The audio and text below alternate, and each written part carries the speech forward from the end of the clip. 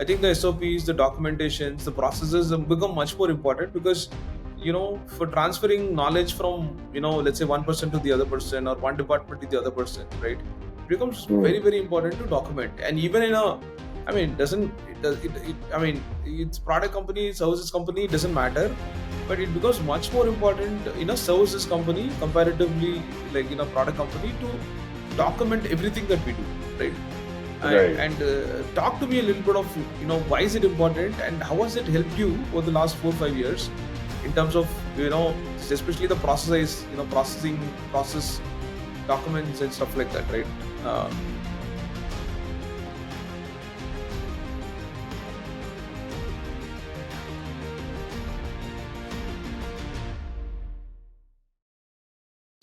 Right. I think it comes from my, engineering days, right? When I had a habit of documenting everything, and then it just became a habit. So in my mind, everything is to be very, process oriented, right? And I've seen the benefits of it happening over the years. So say, everything that we do, right from, so we have a notion, for across the company. We have a different workspace for the sales guys, a different workspace for the and everything for the marketers as well, and sales and marketing. And then we have a company-wide sales, a company-wide Notion document as well. So it helps bring everyone on the same page. So firstly, uh, you know, uh, at this point in time, you might know, like, not all of your people might be, working out of, only your office, right? So if it's like remote first, or even if it's hybrid, or even if, even people are sitting in the same office, right? Every new person who comes and joins, needs to be retold the same story over and over again. So, right. So documenting firstly will reduce your effort, and the value of your time. Like, I'm sure you must have divided the amount that you earn by the number of hours you put in. So how where you should put your time, right? So it's like creating a product, right? Like you do it once, and then recurring things happens from it, right? And then what I've seen, so like even before I did my first sales hire, when I was the only one doing sales, the day I moved into sales, I researched about what a CRM is. I didn't even know what a CRM was, but I knew CRMs exist. I researched, I took one, I still use Pipedrive to this day. right, right, yeah. And I used Pipedrive even before my first join, even before the first person joined, and I used it for a good like chunk, like maybe 6 months or close to 6-8 months. But before I hired someone, even if when I was the only one, and believe me, they're not like it's not like I'm getting inundated with leads every day. Like there are 10 leads coming every day, right? But then whatever I did, I stuck with the process that I'll reach out to this person now after X time. I'll reach out to this Mhm. person. So I like so that I don't miss a single deal, especially in service business, right? Like one major deal can really change the shape of where you are. Like you remove one or two major deals from your entire journey, and the whole company structure might look very different, right? So, or the growth might be very different. And imagine if you had one or two extra deals that you could have cracked. Or there was a time when I did miss out on one or two large deals just because I did not remember to maybe set up a meeting, or they're like very initial days of my career, right? That's all it comes. And because I was also managing projects at the same time. So like, while you are working on something, then you forget, right? But so, to make sure that, all of those things don't happen, I started using processes, I started using CRM. And then after I met you, I realized that I wanted to grow my team. And today my sales team is 4 people, right? So I ask them go through the entire document first, and I'll quiz them on it, and they'll ask them to improve the existing documentation. So it serves as like a live repository of sorts, wherein you are able to essentially bring the collective wisdom together, and so that the next person who joins, you know faces less hurdles. But apart from that, right, it's just the sheer process of documentation which clarifies a lot of doubts in your own mind, right? Like it's like it's like journaling yourself, right? The moment you journal something, the moment you try to write, you will find maybe faults in your own thinking. You'll find some gaps, and you'll try to resolve them then and there. And then there will be some. I've had many, sort of aha moments, like when I'm just documenting. For example, when I document how to send cold emails, right? So like we start off with domain warm up, right? And okay, we know there's domain warm up to do, but then did I really check how many weeks should we do a domain warm up? So then I go and Google and say, okay, domain warm up should at least take 4 weeks, right? So then sometimes we don't realize, okay, sometimes we just start off with things, think that okay, let's start, right? Or sometimes, okay, how many emails should we send in a day, right? My tool allows me to send 150 emails at max, but then you know to make sure that the email does not stop, right? Like, should you ever turn off email warm up or not, right? Do you need email warm up only the first 4 weeks, or do you need to continue forever? So then you start encountering these questions while you are documenting. Then you realize, yeah, possibly you should not ever turn off email warm up, or yeah, I should set up DKM and SPF first, and then do all of those things. So then it's like you have this kind of improvements that happen just as a process of documentation. It has happened with me a lot of times. So then I use it to take one piece and then try to detail it down, and then obviously I put references. So I wouldn't like copy paste everything from a website, right? If I know some article is good, I'll just reference it in the document, or if there's some video is good, I'll just reference it in the document. But just that you going through the process of that video and article, that is enough for you to just improve your outcomes in a way. I think I'm guilty of as in I mean I you mentioned about pipe drive and putting it on CRM, right? I'm actually guilty of not putting on CRM. I have I bought CRM. I have Zoho Begin, which I bought Okay, about 7 8 months back, and there's not been a single lead which I've entered in Zoho. So I'm guilty of it. begin, right? Yeah, Begin, and I've that's not even a single Right. lead. I'm doing it in Excel, and that is also recently. I said, okay, fine. At least let me put it on Excel and do a follow.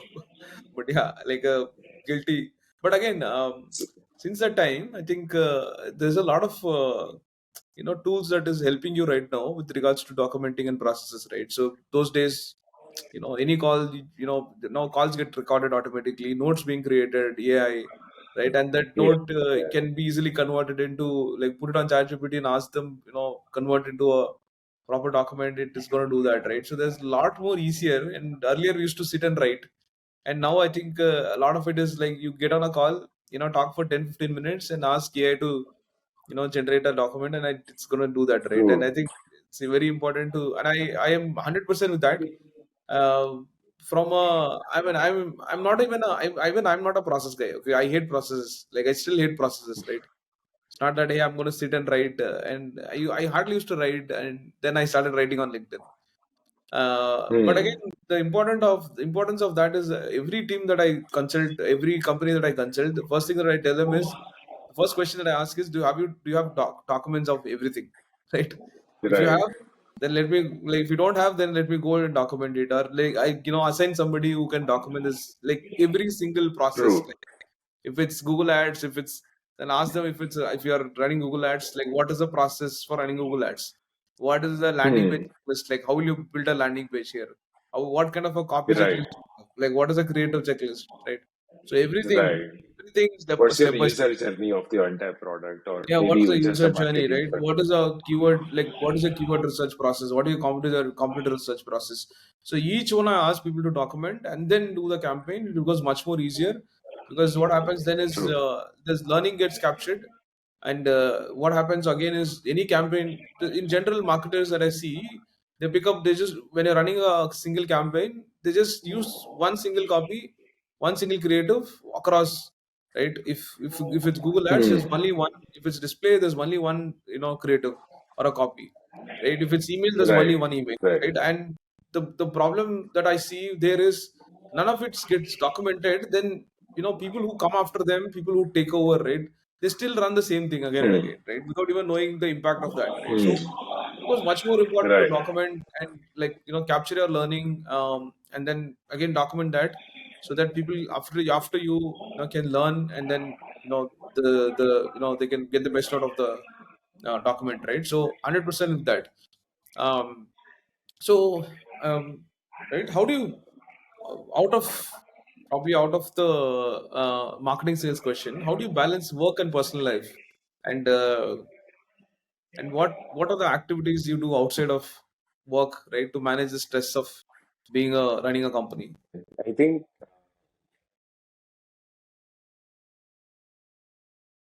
one of the key things I do is try to focus on my health. Um, I usually work out every single day, apart from one day, one rest day in a week. But I go for runs. I play badminton. I um, go to gym at least 3 days a week. I have a personal trainer there, so that is kind of also our me time, right? In a way where I also have two kids, so sometimes sometimes I would get them ready, or in the night, I'll always have to read them, stories before they go off to bed, or get them ready for bed, and brush their teeth and all of that. So that's so like compartmentalize my life into like me time, work time, and family time. So uh, that is one of the key things where I try to segment what my entire day is. I also try to plan my day a little. I wouldn't say everything. So if the the bad part of sometimes planning your entire day is that it sometimes reduces the creativity that you have, right? So I firmly believe that not more than 50% of your time on your calendar should be planned, at least for founders like you and I, where you need to have some kind of spontaneous thinking, that aha moments or those kind of things, right? I understand the concept of deep work. I understand the concept of also having impromptu meetings and working with the team, but managing, micromanaging your entire day then takes up a lot of mental energy. So that is something that I avoid. So I leave some breathing space in the day and try to just, take up meetings that I can take on, and, stuff like that. So What is your favorite marketing book? marketing book. Um, so I am currently reading a book on negotiation. So that Sale. is Never Split the Difference. It's by Yeah, Christopher yeah, Voss. So got it. Yeah, yeah, he's actually a FBI negotiator, hostage negotiator, yeah, yeah, it's a who famous book. Very, yeah, yeah. yeah, yeah.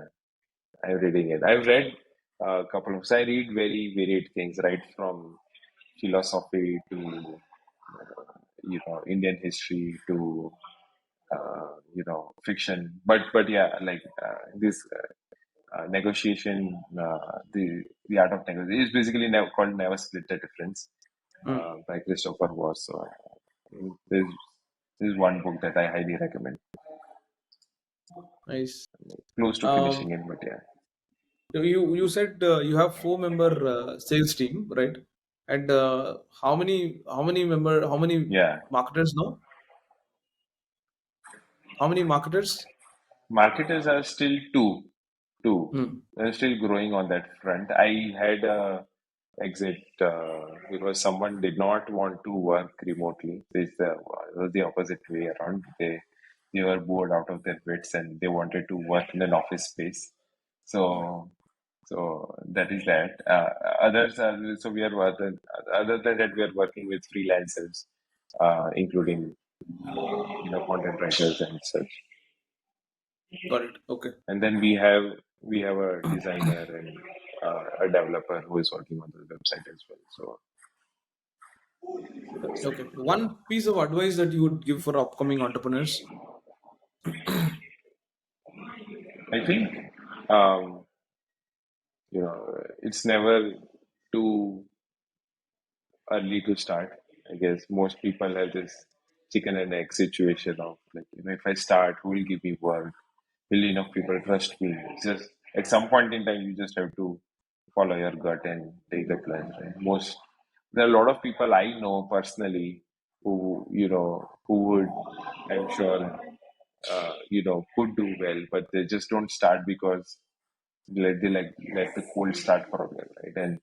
And before you know it, right, and the way we are built, right, the Indian, you know, the whole social system is built where you probably will get married, around age 30, most of us, right? And probably, lucky if you're after 30, but and then some lot of people would have family responsibilities, and you would have a wife who would not be able to you know move. If you want to move to a different city, you would have kids who would have their schools going on, so you can't move. Like if you had to tomorrow, if you got an opportunity and say that I would be better off in Bangalore, and I know for a fact I'll be better off in Bangalore because I have some clients there, and they are ready to refer me to others provided I am there, right? You can't take that decision without taking into consideration other things as well. So start early is what I will say, and then your roots will take you where you know should be. For people who have already started the, let's say, their entrepreneur journey, right? What is that advice you would give, right? For anybody, this is okay. For anybody who's already started their journey as an entrepreneur, like that, what advice would you give them? Right. I guess if you are starting out, then I would say always take guidance from people Hmm. and always take mentorship. And there is no shame in admitting that you don't know things, right?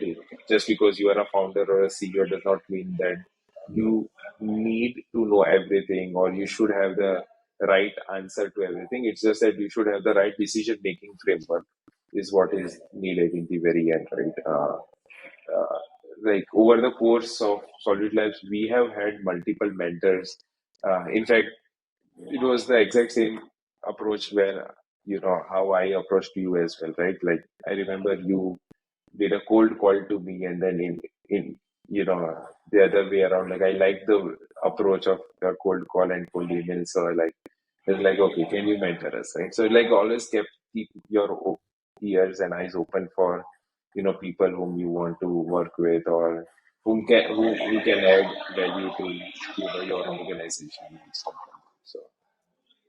Yeah, I But yeah, remember. I like yeah. Yeah, Sorry.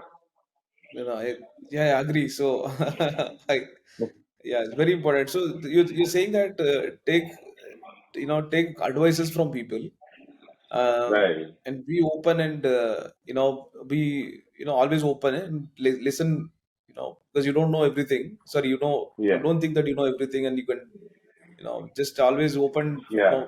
for Be mentorship and advices coachable. from people. Yeah. Be coachable, right?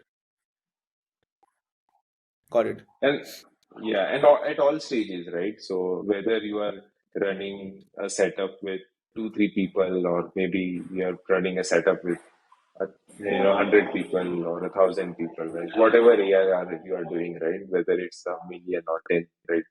Like at every point in time, you need a certain amount of coaching because your organization will evolve, right? The same the org is not the same as it was at 15 people, as it will be at 30 and 40 people, as it will be at 50 plus people, and maybe after 200 people. So the whole dynamics changes. The whole uh, you know the office politics also kicks in at some point in time, right? So how to avoid that, how to make sure that you are in hierarchy. So at each point in time you would need advice, and try to find the advice that is relevant to you at that point in time, right? Like I made the terrible mistake of, thinking some of my policies that I worked with at TCS and some other large companies that I worked with I could directly take them and directly shove it in the company that I was, I just founded with less than 10 people. That simply cannot work, right? There is a benefit to process, right? For sure, right? Like in TCS also a lot of things were documented and process oriented. So, some things, stuck with me and they definitely helped. But, you know, taking everything and just, you can't take one set of rules and apply it to another without understanding the ecosystem first. Yeah, got it. Makes sense. And Yeah. were you, of course, we've talked about politics, right? How do you manage and handle, people politics, office politics, being a It's, CEO? it's, And you it's, being a it's part of always it a is tricky okay. balance. You being a part of it is okay. I mean, you get to talk to people and complain, bitch about something. But from an outside perspective, you can't be part of the politics because you are the company, right? So how do you manage that? Yeah. Yeah. Even internally, right? You can't really, you can't really be the bad guy, right? So sometimes you have to work things out wherein you sometimes you have to take the responsibility of things that you haven't done as well. Sometimes you have to, but it's all just tactical, and I think it just comes with time, right? And but the main thing I would say is, I try to not hire people whom I think would not be a culture fit in my organization, right? So that is one of the key things, right?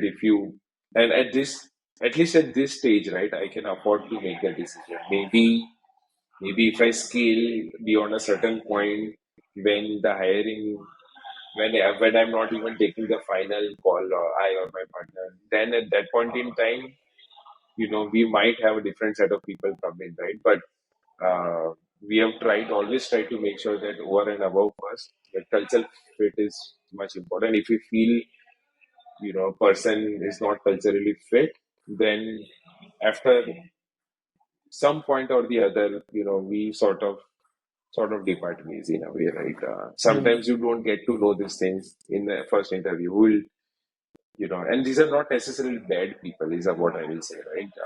They might, work good in some other company, but the way that you have been functioning, right? Because your organization, Karthik and mine, they both are extensions of our own selves, right? Yeah. In a lot of ways, the people will embody what you do,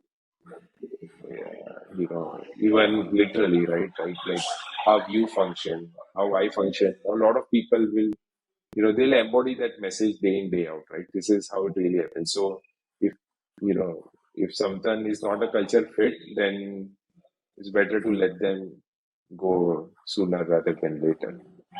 So, but then, yeah, that's my advice for some, companies who are my scale. Like, right, like Hmm. after 100, 100, more than 100 people, I don't know. Maybe I'm not the right person to give that advice.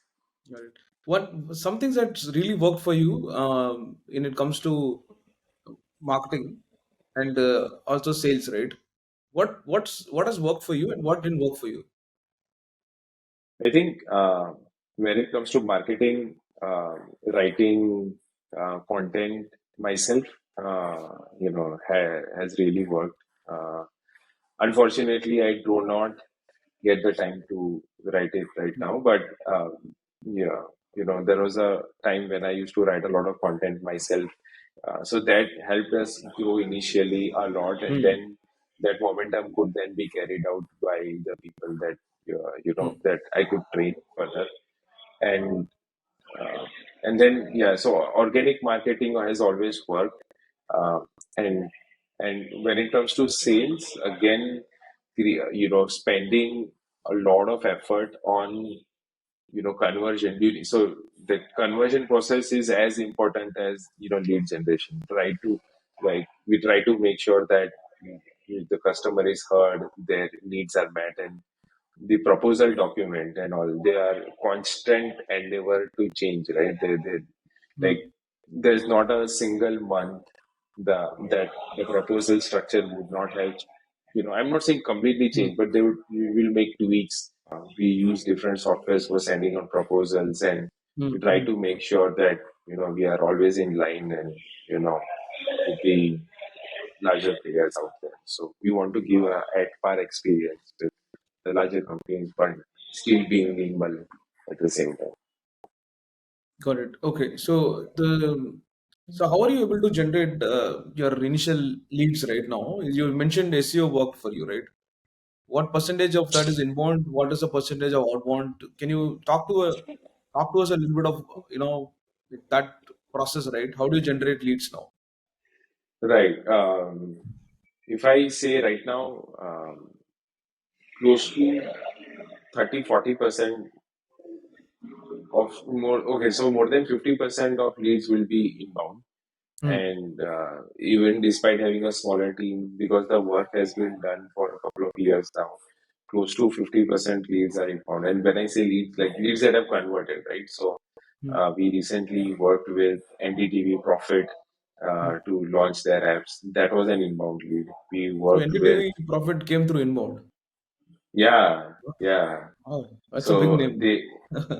they came. So how did they come inbound? In a way, it was outbound, but inbound at the same time. So the first customer that we got in the media space was the Ken. The Ken is Hmm. very well known, news, publication, and essentially they're online. So we helped them revamp their apps. Hmm. So the work that you do also kind of serves as an inbound thing, right? So the apps that we built for them, they got showcased on the App Store twice, on the Apple App Store, and other things as well. So we wrote a case study around that, and we didn't even have the time to write the case study. So I was like, okay, let's just write a blog and put it up there, right? And you know, through that blog, we converted NDTV Profit. Through that blog, we converted. I don't know if you've heard of Deccan Herald. So the Deccan Yeah, Herald Deccan and Herald. Prajavani Yes, also yes. we were.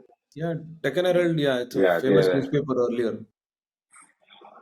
yeah, yeah. So they are largely in the southern India, and Prajavani is like a Kannad, part of.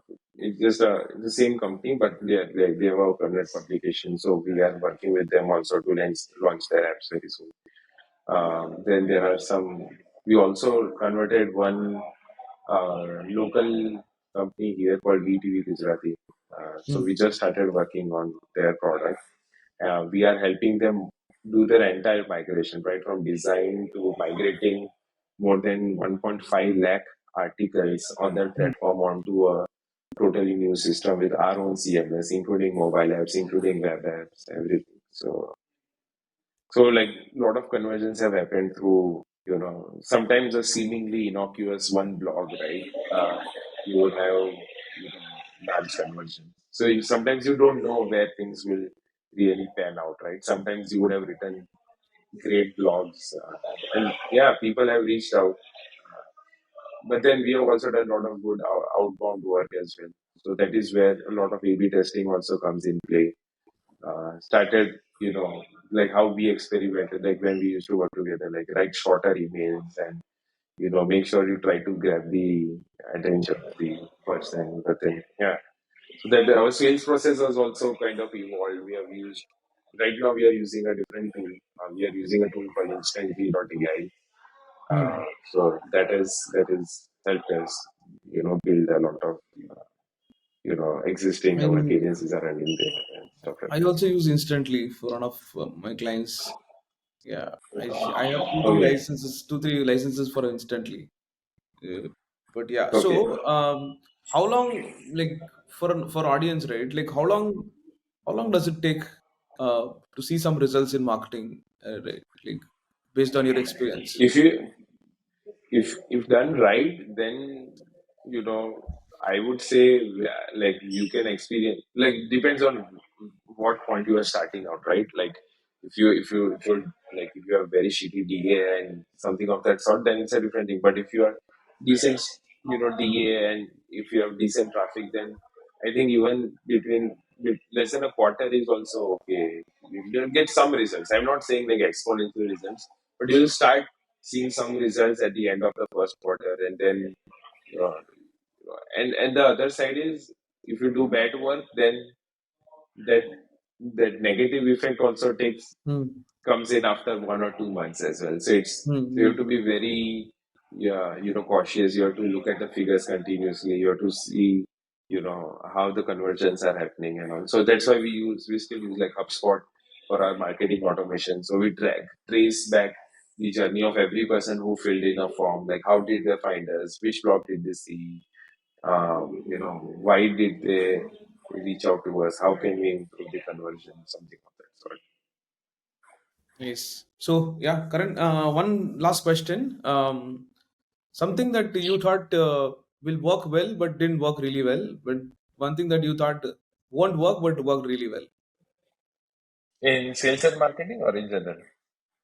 It could be anything. But yeah, I mean, if Okay, you have a say marketing question, marketing answer, that'll like help us. But in general, I'm fine. I mean, something that you thought like will work really well, right? Yeah, I'll give you a simple okay, example. Like when I was a associate director of marketing for a company, so then I had a list of like I don't know, like from 100,000 or 200,000 companies contacts, right? So I did a very really good research, wrote a beautiful email. I thought, okay, there's a huge list that I have. Even if I get 0.01% conversion, I'll still get 50 100 meetings, right? And I wrote a beautiful right, email, sent it to everybody, and in total I got one lead. Okay, and that was a proposal. And somebody sent a proposal like RFP document in the email saying that we are actively sourcing for a, and that was purely an accidental, like a luck factor, right? right, That campaign bombed pretty well, and I thought, okay, that campaign is going to work really well because I have list and I had like 95% deliverability and right. beautiful tool, right? Like very well written email, and it bombed, really bombed well. So the same campaign after like 4 years, 3 years, and I thought it's very stupid, and it worked well. Okay, so same email campaign, and that kind of gave me a learning. And when I was heading ABM, I wrote a very simple, like a very stupid email. I sent it to everybody, and I thought it's not going to work. But then it gave me like 38 meetings, about $1 million in pipeline, and I was to Interesting. wonder, like, why is it a stupid email getting a lot of response while a very well crafted email hardly got a reply, right? And then I understood the importance of reading somebody else's mind, the psychology. How will somebody respond to what is the intricacy of some of the channels like email? How will email perform? Like all of that, then I started researching and I understood like really well, right? And then I realized that every channel has their own intricacies. Every messaging kind of has to be readable, scannable, right? And every persona has their own different mindset. CEO replies to an email differently versus somebody at a like a senior level VP or a CIO. So Right. all of those matter, right? So that's one example of what I thought will work really well bombed, and the other example of what I thought will not do well but really did well, right? Any examples you can give me? It doesn't matter, it Hmm. has to be, it can be from others also. Okay.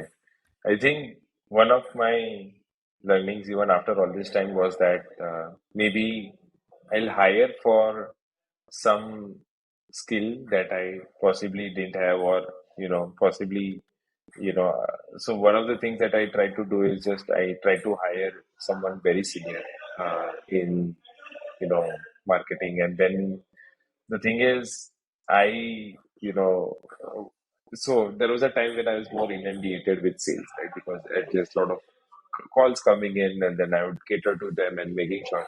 So I was like, maybe I'll get someone to watch this space. And I just left it, to that experience. And what I've learned is their past, it's like mutual funds, right? Their past performance does not guarantee any future Yeah. performance, right? So this is what exactly happened with me. This guy bombed really bad, and not only we had a culture misfit, but we also had a like his strategy was like, okay, let's stop everything. Let's just publish one blog a month. Like is what his strategy came up with. And sometimes I left it so open ended to him, like I trusted him little too much, and then it's only after like 2 weeks or so I finally caught up with him and said like, what's your strategy now? What are you implementing? Like this is what I'm implementing. I was like almost shocked. I was like, okay, like this is I'm definitely going to see some decline after quarter from now.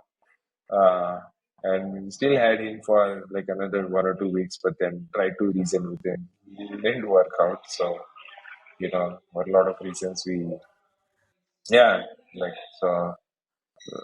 But then some of the things that have surprisingly also worked well is like I always worked with a lot of my friends, and they said that okay, for a company of this size you need to have these many sales guys working with you, else you will not have leads, right? Which is where I've seen it's not necessarily the case, right? You could double the size of the sales team, and I'll 100% guarantee you that it will not double the number of leads coming in. Revenue. Right. And sometimes it will be the other way around, wherein you double the size of your marketing team and the number of leads coming in might become 3 times as well. So it's the quantity never works. It's quality always triumphs on quantity, and that is what I've learned over the years, and it's true in the IT industry as well, right? That is why it's precisely the same reason why some people, when they start out, they have a salary of 3 lakhs, and some people who start out, they have a salary of 30 lakhs, right? And these are the same people with zero experience, but like, and then it's not just a matter of like whether someone is willing to pay for it. Like someone who is paying 30 is not an idiot for paying 30, right? It's because they understand the quality and the outcome that will produce, right? So then, like, and especially nothing is tangible in our organization, right? It's not like having an iPhone versus an Android, right? It's like you, so it's even more difficult. But Right. yeah, But this is but what. I think that one thing that during the call I understood, right, which is your one blog that you wrote for Ken, right? Yeah, You thought, okay, like let me write a blog instead of writing a case study, and that kind of worked pretty well, right? I think that's one probably a yeah, classic example of what we did. We sometimes we do things for the sake of it, right? Not really thinking too much into it. Let me write a blog about Ken because I didn't have time to do a case study on that, and that kind of ended yeah, up with a lot of like meetings for you, right? And right, same thing happened to me during a LinkedIn post. I didn't expect that LinkedIn post to go viral, and I just wrote whatever came to my mind. And that right. LinkedIn particular post gave me, I don't know, like 500 leads.